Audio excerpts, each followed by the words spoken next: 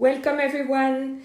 Today is last day of Paris Fashion Week Men, so it's a very special day, and for that occasion we have not one but two guests, Arturo Obegero and Jeanne Friot, who are two designers who are showing now as part of the French Federation showroom called Sphere at Palais de Tokyo. And they are joining us today. Arturo is here. Let me send him an invite. Feel free to send questions to Arturo and Jeanne later on. She will join us in about 15 minutes.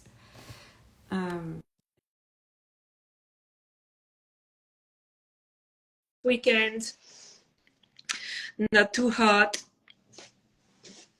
Delighted to have these two. I was Hi, Arturo. Hi, hola, how are you? Good, and you? Good. So good to see you. Yeah, thank you for inviting me. It's a pleasure. I always watch them, so it's great. Thank you, and that's perfect because we see you very. I was a bit nervous because I know that you're at the showroom at Palais Tokyo.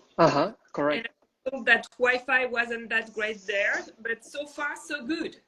Yeah, we're in the backstage now of the Palais de Tokyo showroom in Sphere. That is the official Paris Fashion Week showroom. And No, we no, lost you. I'm here. Oh, okay, perfect. You know, I'm so nervous that there's a tech issue now. Okay. Well, your setup is perfect, but do you think you could show us around a little bit? Because or will mess up your setup.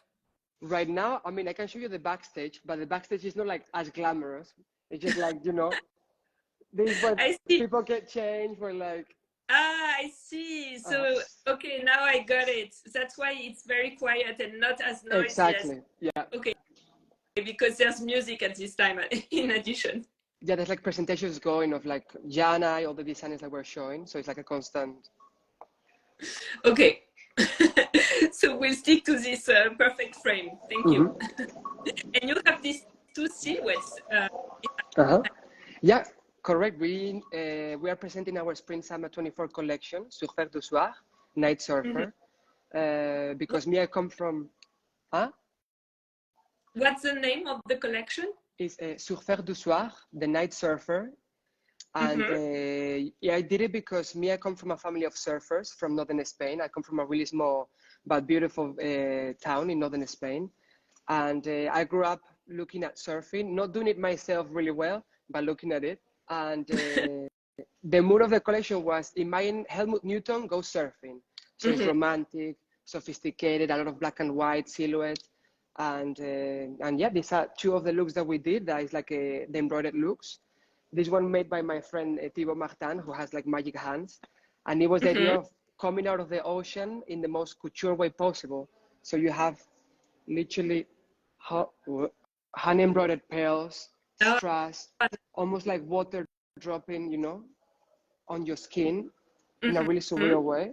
And then we have this little mermaid moment, this sophisticated mermaid with like the shell brass. And yeah. Is it men's or women's wear? To be honest, this looks more like a women's look, but in general, I don't like to differentiate. Like I make clothes. If someone has a connection with them, to me, that's enough. And does it resonate with the buyers? How do they take it? It's complicated to explain this idea to the buyers. I think little by little, they're understanding, because also it's harder to organize for them their business, their sales. It's easier to have it separate. But I think collection after collection, they see it. And yeah, and here we are for this.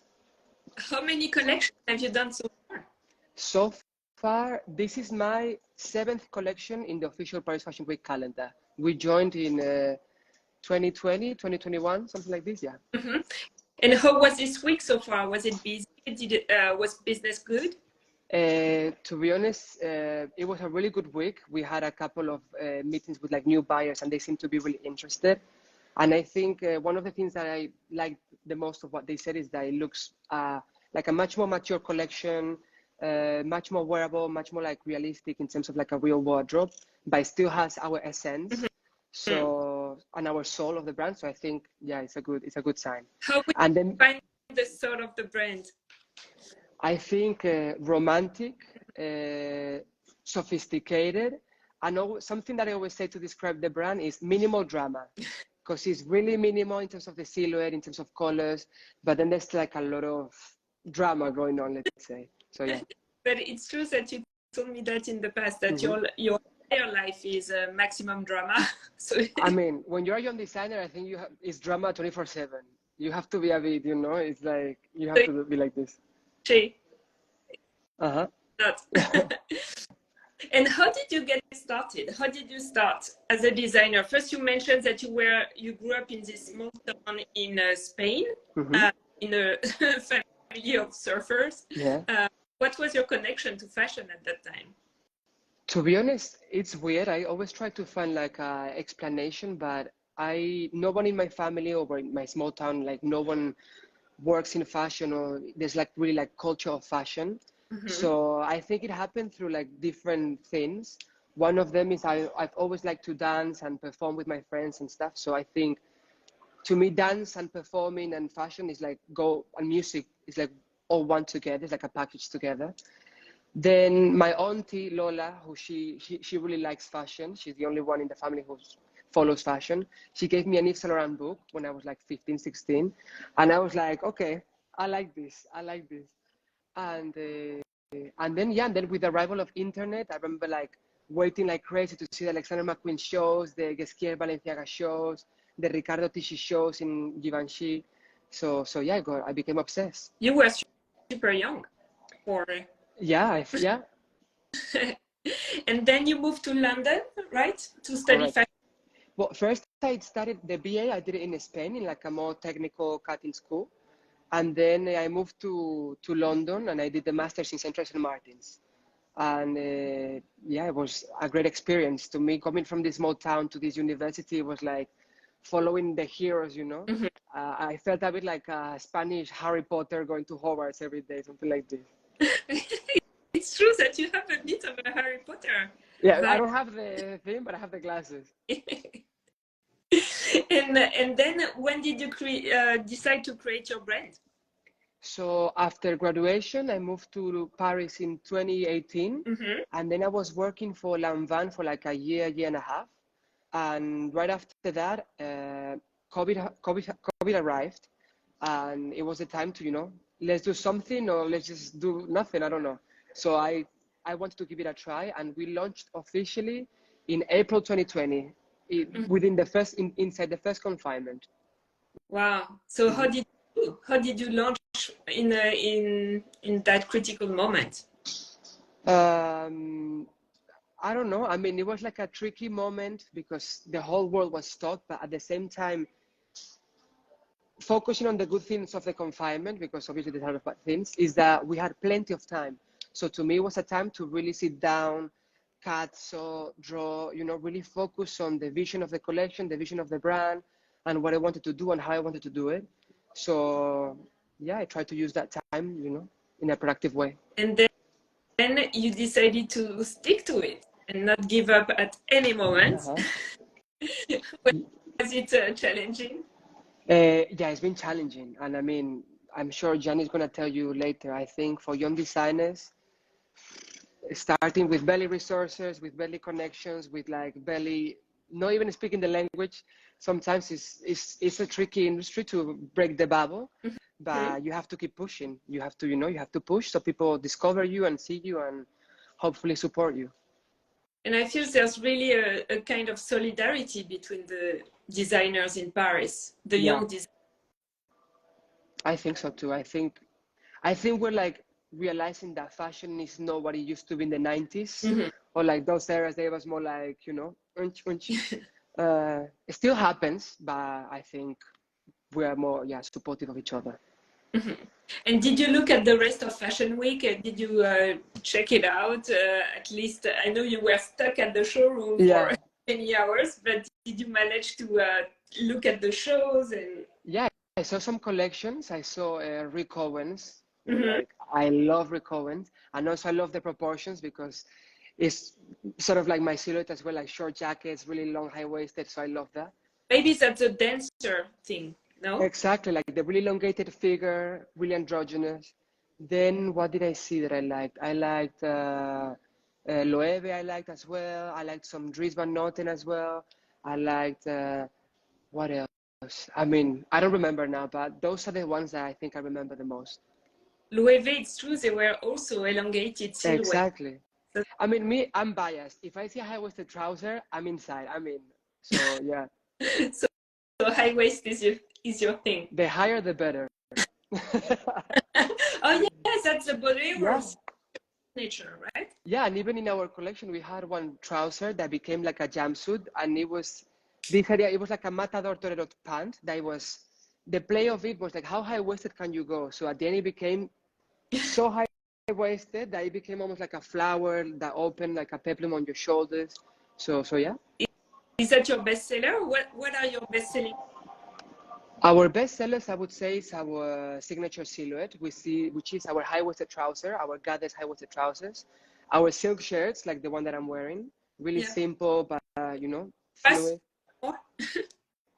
and with like big calves, little details, the cover buttons, and then also our crop jackets, our bolero jackets. Those are our best sellers. And where are you? And Yeah, sorry. no, Go ahead. tell me. Where can we find your pieces right now?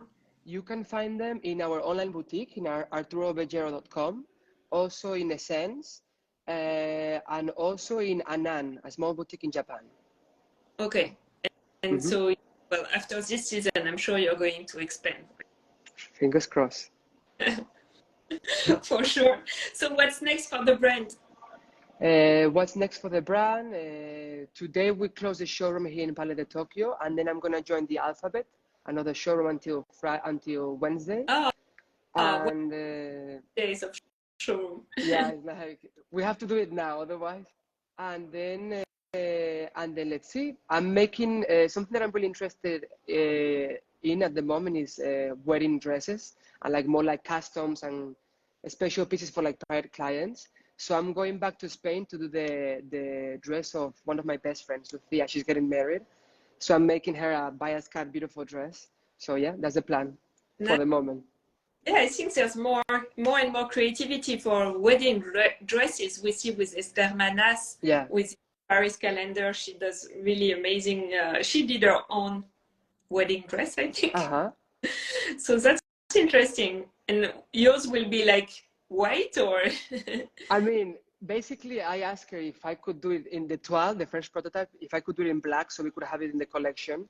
So yeah, but the final one will be white. She's not like a goth bride for the moment. Okay. Actually, I think Jeanne should be able to join us, but if she found a spot like yours, a quiet one, because she's in the same showroom, so it's very... Otherwise, maybe she can come here and I can, remove the mannequins. We can Oh, we can keep your mannequins and swap and your looks. Okay, so should we do that? I join you in them. Okay, well, thank you so much, Arturo. Thanks it was a pleasure having you finally, especially Fashion Week. Thank you so much. Be so exhausted. I'm exhausted, but at the same time, you have the adrenaline, and we had the presentation on Friday. I think I'm still going through it, so yeah. So I hope you can relax after the second showroom. Yeah, well, let's see. Okay, thanks a lot, and see you shortly. Ciao, Bye. ciao, ciao, ciao. Thanks, everyone. Ciao.